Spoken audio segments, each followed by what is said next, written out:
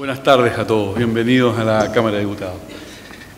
Al señor director de la escuela, a los señores panelistas y a todos quienes nos acompañan. Reiterarles el gusto y el agrado de recibir a la Universidad Mayor y a todos ustedes para poder debatir sobre un tema que para nosotros, por supuesto, no es un menor.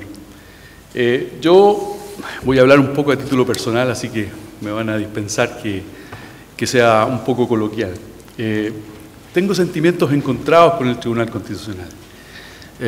Cuando yo estudiaba Derecho en la Universidad de Chile, en Valparaíso, hace muchísimos años atrás, había un eximio profesor, hoy día ministro del Tribunal, que nos planteaba la posibilidad de tener el control de constitucionalidad de las leyes. Hoy día lo veo desde otra perspectiva completamente distinta a lo que era en ese entonces. Y digo sentimientos encontrados porque si no fuera por el Tribunal Constitucional, tal vez esta Cámara no estaría constituida hoy día y la historia política institucional de Chile habría sido distinta en los últimos años. Ustedes recordarán un famoso fallo que permitió que se hiciera el plebiscito del año 88 con registros electorales.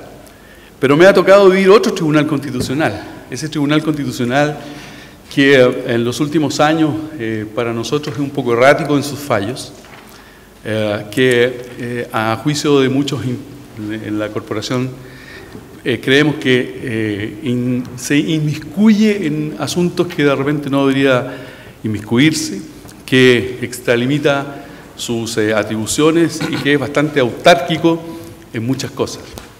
Ahora, alguien me podrá decir con justa razón, bueno, ustedes tienen parte del poder constituyente derivado y por lo tanto podrían hacer cambios, pero cuando las mayorías son tan altas para poder cambiar el Tribunal Constitucional, es difícil hacer los cambios.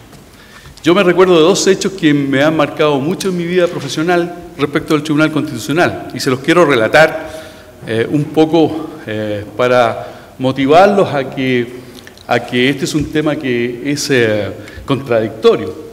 El primero es un fallo del Tribunal Constitucional en respecto de una norma de ejecución directa en un tratado internacional. Es el Tratado de Desaparición Forzada de Personas.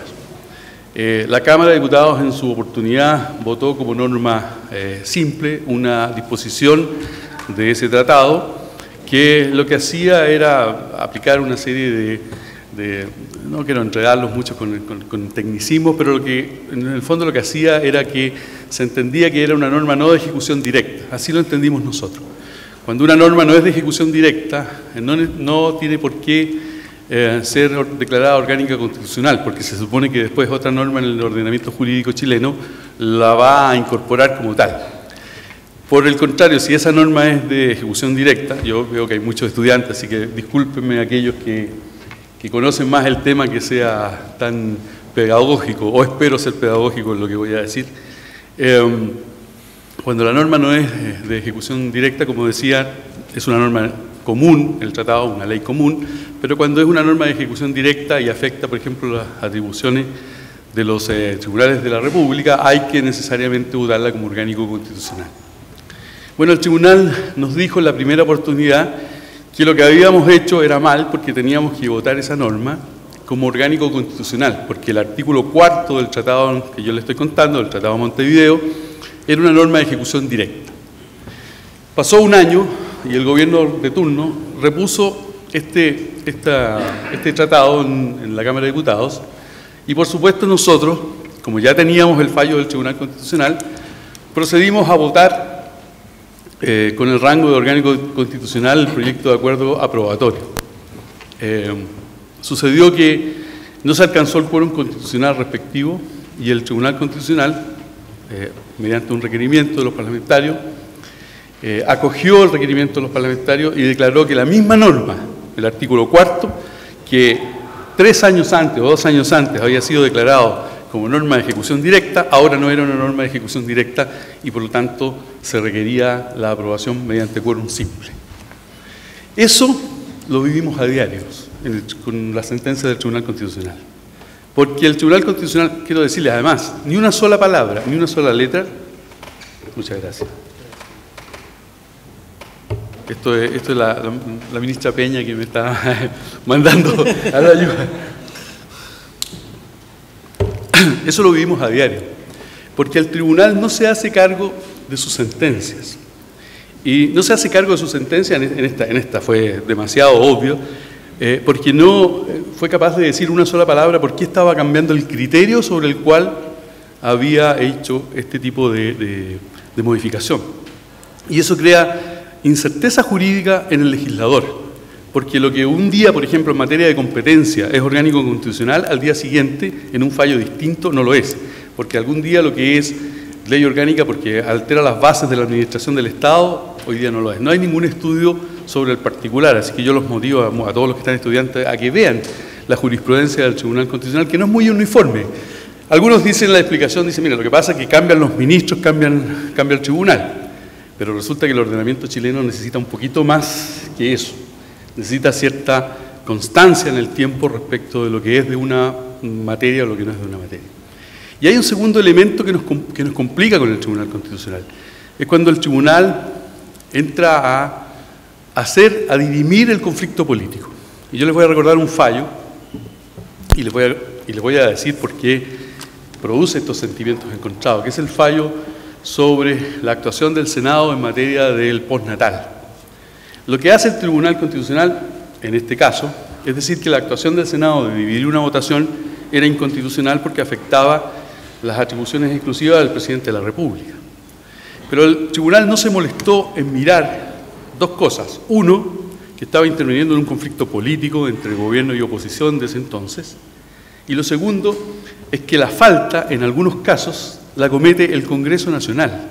Y el Senado y la Cámara son el Congreso Nacional cuando actúan en el conjunto, en el total, cuando termina la tramitación del proyecto. Por lo tanto, mal una Cámara puede cometer un vicio de constitucionalidad cuando la Constitución señala que quien comete el vicio es el proyecto despachado por el Congreso Nacional. Pero tiene otro problema adicional. El problema adicional era que en la negociación política a posterior al fallo se hizo exactamente lo que se había planteado durante la discusión en el Senado. Y eso dejó en muy mal pie el fallo del Tribunal Constitucional porque en el fondo alteró la negociación política. El problema de fondo acá es el siguiente. Es que le estamos pidiendo a un organismo que se supone que es técnico que resuelva un problema político. Muchos de los problemas que suceden en la tramitación de los proyectos de ley son problemas no técnicos, son problemas políticos.